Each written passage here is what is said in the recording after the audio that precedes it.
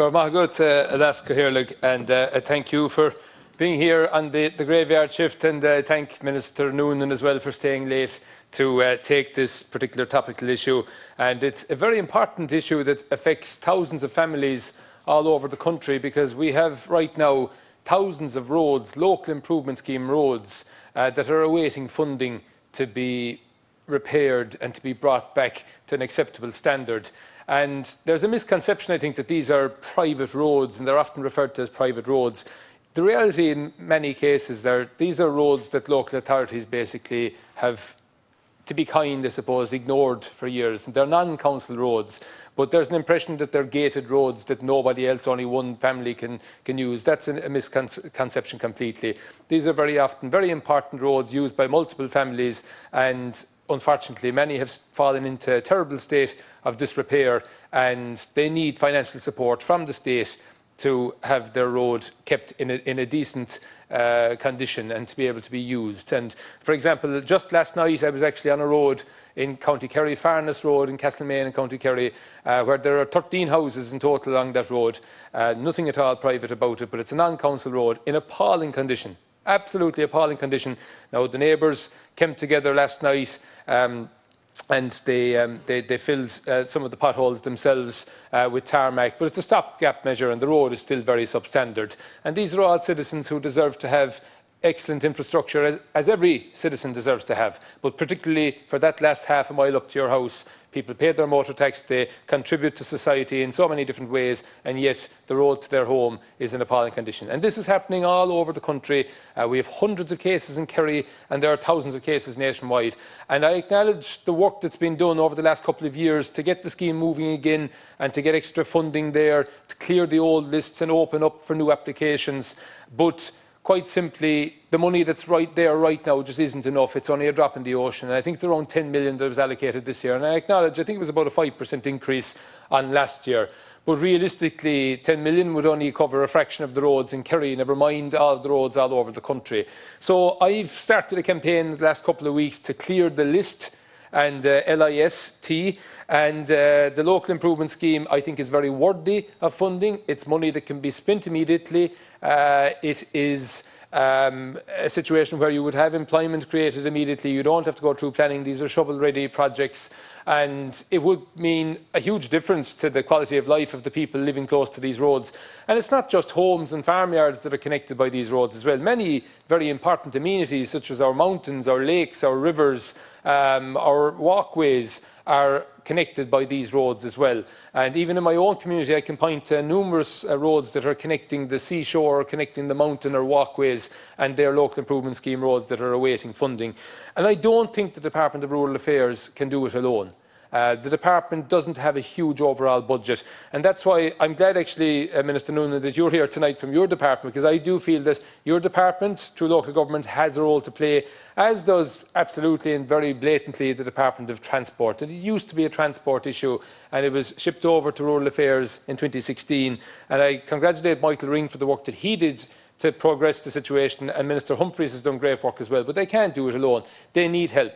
So I'm calling on all three departments to chip in, but I'm also asking as well, in every department in government, that there would be a look at redirecting funding, capital funding that can't be spent at the moment because of COVID, and reprofile that towards the local improvement schemes. As I said, you'll improve the quality of life, but you'll also provide very, very much needed employment for people all over the country. Thank you.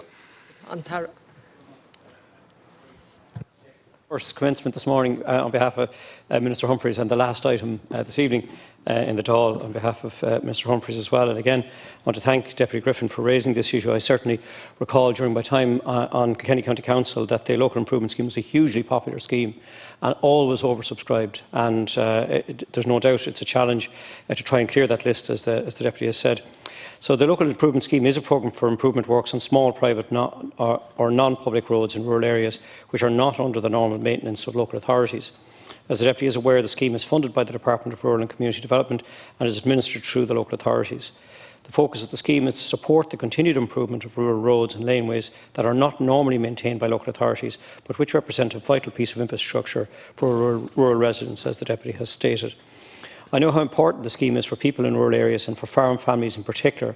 There is no other source of funding for these roads, which provide vital access to agricultural lands and rural homes. And the Deputy mentioned Castlemaine and the property owners themselves coming out to fill the potholes. It's a huge challenge. The scheme is also used to fund non-public roads leading to important community amenities such as graveyards, beaches, piers, mountain access points and other tourist or heritage sites, which are hugely important in my own remit as well. The Department provides an allocation of funding each year to the local authorities for works on these roads. The selection of roads to be funded under the scheme is then a matter for each local authority based on the priority or condition of particular roads in their county.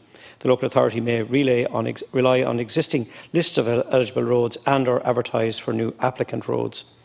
Individual applicants contribute towards the road projects. This can vary from 10% to 15%, depending on how many beneficiaries are on the particular road. And this contribution is currently capped at €1,200. However, the majority of beneficiary contributions are now well below this figure. Since the LAS was relaunched on its own right in 2017, almost €69 million has been allocated to local authorities for improvement works on these roads. As part of our rural future, the Government has committed to increasing the level of investment in repair of non-public roads through the Local Improvement Scheme. Given the value of the scheme for people living in rural areas, Minister Humphreys was pleased to be in a position to increase the allocation for the LAS this year. Funding for the scheme in 2021 increased by 5% to €10.5 million. And I know that even is not enough to cover what the scale of the challenge we're talking about. Every local authority received an increase in their funding this year. And I can also confirm to the Deputy that the Minister is actively exploring the potential to allocate further funding from the scheme in coming weeks, should the budgetary position allow, and if there is cost savings elsewhere in the DRC budget. Again, I think the Deputy has made a really good point in terms of the responsibility and relationship between the three departments that could share the burden here. But I do think it's going to become an increasing challenge. We're dealing with increased weather events through climate change, where there's deluges of rain and happen throughout the year, and this is adding to the pressures on these local roads, particularly where road surfaces are washed away, sometimes in a single rainfall incident. So there's no doubt this is a huge challenge, and I do think that we should look across government to trying to increase and support the funding for this. For Margaret. Oireachtas Griffin. Thanks very much, Minister, and I appreciate your response, and I also appreciate as well that it's not your primary area of expertise, but as I said, I do feel it's pertinent that you are in the Department of Local Government, and I certainly think that there's an enhanced role that particular department can play, as well as the Department of Transport as well. I actually think that while the intention was positive, I think it was quite regressive that LAS moved out of transport, because it's such a large department with such a large budget. I feel that it could have been probably maybe better off in that department, but we are where we are today, and I feel that certainly it's never too late for those three departments to form a collaborative approach and to come back together again and do what they can for those LASs. And just bear in mind as well, wheelchair users, people trying to push buggies, little children trying to cycle bikes, trying to learn how to cycle bikes. There's no way, if you saw some of the roads that I've seen recently and helped repair recently, there's no way at all that people would be able to use those. I didn't get a clock, I don't think. I was just wondering, did we catch you on the clock? I think we did. I think we might have. I don't think I did. 30 seconds left. I have 30 seconds left, right. You should have got 2 minutes. Yeah, was it 2 minutes ahead? Okay, yeah. So yes, Minister, we have to think about the, road users as well who simply can't avoid the potholes, and some of these roads are absolutely peppered with potholes as well. So there is that element there as well.